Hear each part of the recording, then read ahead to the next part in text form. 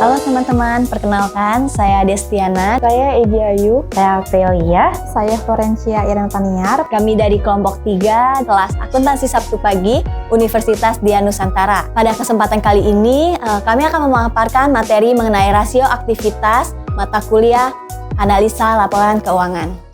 Yang pertama, saya akan memaparkan mengenai pengertian rasio aktivitas. Rasio aktivitas mempunyai istilah lain, yaitu rasio manajemen aset atau asset management ratio, rasio solvabilitas atau solvability ratio, rasio utilitas, utilization ratio, dan rasio perputaran atau turnover ratio. Rasio aktivitas adalah rasio yang digunakan untuk menilai seberapa besar efektivitas perusahaan dalam memanfaatkan seluruh aset atau sumber daya yang dimilikinya dalam menjalankan aktivitas sehari-hari. Arti dari rasio utilitas menurut Chairman pada tahun 2015 adalah pemanfaatan aset perusahaan untuk menghasilkan profit khususnya bagi shareholder yang telah mengeluarkan modal untuk membeli aset suatu perusahaan. Jika aset tidak dikelola dengan baik, akibatnya akan menimbulkan biaya atau beban dan menekan profit yang akan diperoleh. Begitu juga sebaliknya. Aset yang digunakan secara efektif akan menghasilkan keuntungan yang optimal sehingga mengontrol beban. Oke, selanjutnya saya akan memaparkan mengenai tujuan rasio aktivitas. Yang pertama, untuk menghitung lamanya perusahaan dalam menagih piutang ke kreditur selama satu periode. Kemudian yang kedua, untuk menghitung rata-rata harian dari penagihan hutang atau day of receivable. Yang ketiga ada untuk menghitung beberapa hari rata-rata persediaan barang yang tersimpan dalam gudang. Selanjutnya, untuk mengukur berapa modal kerja yang berputar dalam satu periode. Untuk mengukur perputaran aktiva tetap dalam satu periode. Dan untuk mengukur aktiva perusahaan dalam penjualan. Baiklah, selanjutnya saya akan memaparkan mengenai manfaat rasio aktivitas. Yang pertama, membantu dalam penafsiran kode atau decoding posisi keuangan perusahaan. Yang kedua, ada penyederhanaan nomor akuntansi perusahaan. Yang ketiga, untuk menilai efisiensi operasi perusahaan. Kemudian, memberikan ide dalam aktivitas bisnis untuk melihat kinerja perusahaan dan bisnisnya. Dapat melihat aset bisnis perusahaan yang kuat, dapat melihat titik lemah bisnis suatu perusahaan, untuk melihat kerja bisnis dan prospek perusahaan di masa depan. Kemudian yang terakhir, investor dapat melihat data yang akurat dari hasil rasio aktivitas. Jenis dan rumus rasio aktivitas. 1. Rasio perputaran piutang atau account receivable ratio. Nilai dari rasio perputaran piutang menunjukkan beberapa efektivitas perusahaan dalam mengelola penjualan serta kredit dan seberapa mudah perusahaan dalam memulihkan kredit dari pelanggan dalam periode pembayaran tertentu. Hasil nilai rasio yang tinggi menunjukkan kebijakan kredit dan penagihan di posisi yang baik. Begitu juga sebaliknya. Standar rata-rata industri perusahaan dapat diketahui bahwa jika dikatakan baik yaitu di atas 15 kali. Dan jika di bawah 15 kali artinya perusahaan dalam kondisi tidak baik. Rumus rasio perputaran piutang atau account receivable ratio, penjualan kredit bersih dibagi rata-rata piutang. Berikut contohnya. Ini hasil dari tahun keuangan sebelum perusahaan ABC.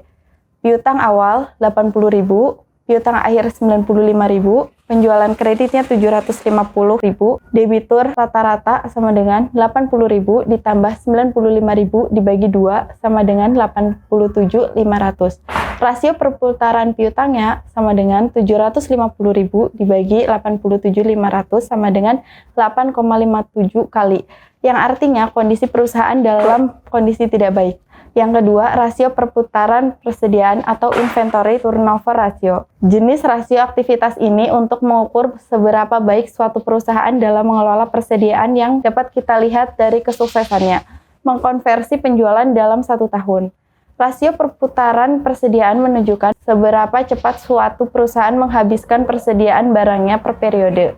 Untuk menghitungnya, memerlukan 2 akun, yaitu harga pokok penjualan atau cost of goods sold atau COGS dan persediaan. Standar rata-rata dapat diketahui jika di bawah dari 20 kali maka perputaran persediaan penjualan dapat dikatakan tidak baik dan jika di atas dari 20 kali maka perputaran persediaan dikatakan baik. Rumus rasio perputaran persediaan atau inventory turnover ratio yaitu harga pokok penjualan atau COGS dibagi rata-rata persediaan. Berikut adalah contohnya. Berikut ini hasil dari tahun keuangan sebelumnya. Perusahaan ABC. Persediaan awalnya yaitu 100.000, persediaan akhirnya yaitu 120.000, dan harga pokok penjualan atau COGS-nya yaitu 620.000.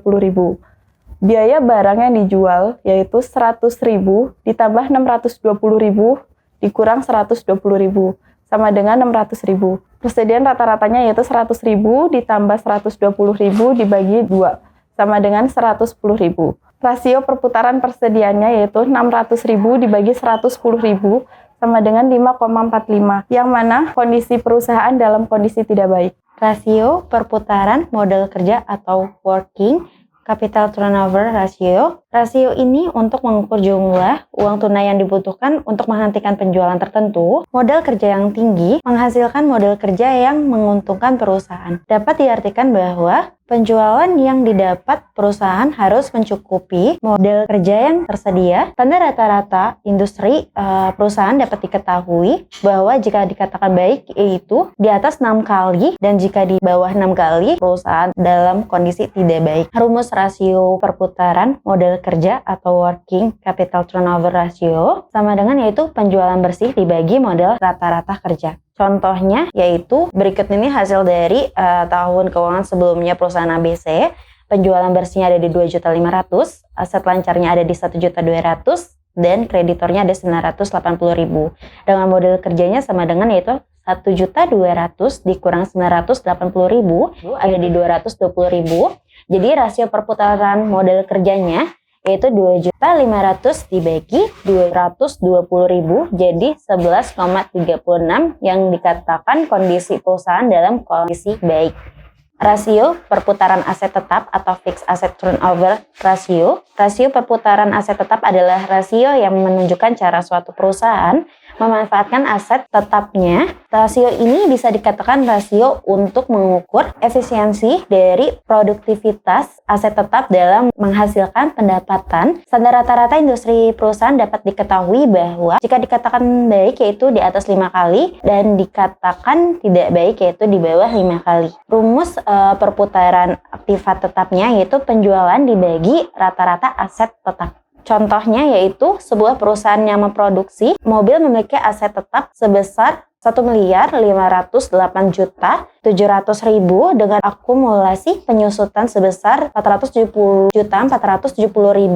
Penjualan perusahaan pada tahun berjalan yaitu ada di 5.123.400.000. Di sini perhitungannya ada di rasio perputaran aset tetap sama dengan yaitu penjualan bersih dibagi aset tetap bruto dikurang akumulasi penyusutan sama dengan jadi 5.123.400.000 dibagi 1.508.700.000 dikurangi 470.470.000. Jadi sama dengan 5.123.400.000 dibagi 1.038.230.000 sama dengan 4,93 kali dan bisa dikatakan kondisi perusahaan dalam keadaan tidak baik. Yang kelima yaitu rasio perputaran total aset atau total asset turnover ratio. Rasio perputaran total aset gunanya untuk menghitung aktivitas aset dan kemampuan perusahaan dalam menghasilkan penjualan melalui asetnya. Standar rata-rata industri perusahaan dapat diketahui bahwa jika dikatakan baik, yaitu di atas 2 kali. Dan jika di bawah 2 kali, artinya perusahaan tersebut dalam kondisi yang tidak baik-baik saja. Rumus rasio perputaran total aset, yaitu penjualan atau dibagi total aset. Dengan contoh penjualan bersih atau net sales-nya senilai 500 miliar, dengan total aset awal tahun senilai 250 miliar, dan total aset akhir tahun senilai 300 miliar. Rasio perputaran total aset sama dengan penjualan dibagi dengan total aset awal tahun ditambah dengan total aset akhir tahun lalu dibagi 2. Rasio perputaran total aset yaitu senilai 500 miliar dibagi dengan 550 miliar dibagi 2 yang dimana menghasilkan rasio perputaran total aset senilai 1,8 kali. Dengan hasil perhitungan 1,2 kali yang lebih dari 1 kali berarti bahwa penjualan bersihnya melebihi rata-rata total aset pada tahun tersebut yang mengindikasikan kinerja baik. Yang keenam, rasio perputaran utang atau accounts payable turnover ratio. Rasio perputaran utang untuk melihat berapa kali perusahaan membayar kreditor dalam 1 tahun. Nilai rasio yang tinggi, perusahaan mengeluarkan uang lebih cepat. Hal ini dapat dikarenakan seperti berikut. Agar perusahaan membayar lebih cepat, perusahaan meminta diskon demi mendapatkan keringanan fasilitas.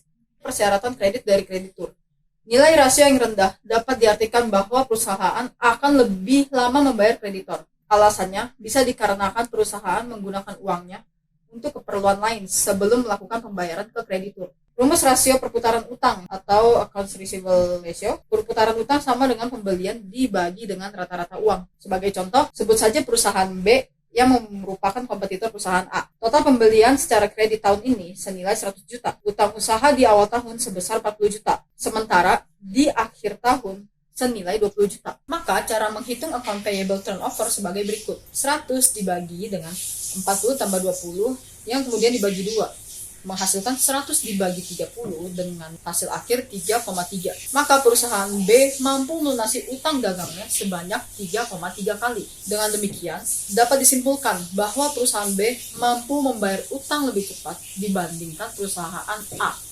Nomor 7, Days Payable Outstanding atau DPO. Penggunaan Days Payable Outstanding atau DPO untuk melihat beberapa hari atau rata-rata perusahaan dapat membayar kreditornya. Hasil dari perhitungan DPO yang rendah dapat diartikan bahwa perusahaan cepat membayar kreditornya. Begitu juga sebaliknya. Adapun rumus Days Payable Outstanding atau DPO adalah 365 hari dibagi perputaran utang usaha. Berikut contohnya. Beban pokok penjualan sebesar 18,7 triliun rupiah, utang usaha pada tahun 2020 sebesar 1,3 triliun rupiah, dan utang usaha pada tahun 2021 sebesar 1,5 triliun rupiah. Payable turnover sama dengan beban pokok penjualan dibagi rata-rata utang usaha sama dengan 18,7 dibagi 1,3 ditambah 1,5 dibagi 2 yang hasilnya 13,36 kali. Days of Payable Outstanding sama dengan 365 hari dibagi Payable Turnover, yaitu 365 hari dibagi 13,36, hasilnya 27,32 hari.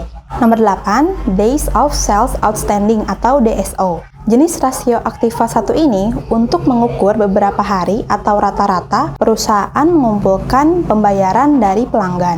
Nilai rasio DSO yang rendah akan menunjukkan pengumpulan uang yang cepat dari pelanggan. Misalnya, hasil rasio DSO sebesar 60, maka perusahaan membutuhkan waktu 60 hari untuk menagih pembayaran dari para pelanggannya. Adapun rumus Days of Sales Outstanding atau DSO yaitu 365 hari dibagi perputaran piutang. Berikut contohnya. Penjualan sebesar 20,9 triliun, utang usaha pada tahun 2020 sebesar 6,5 triliun, utang usaha pada tahun 2021 sebesar 6,9 triliun rupiah, receivable turnover sama dengan pendapatan atau sales dibagi rata-rata piutang usaha sama dengan 20,9 dibagi 6,5 ditambah 6,9 dibagi 2, hasilnya 3,12 kali. Days of Sales Outstanding sama dengan 365 hari dibagi receivable turnover. Hasilnya 365 dibagi 3,12 sama dengan 116,98 hari.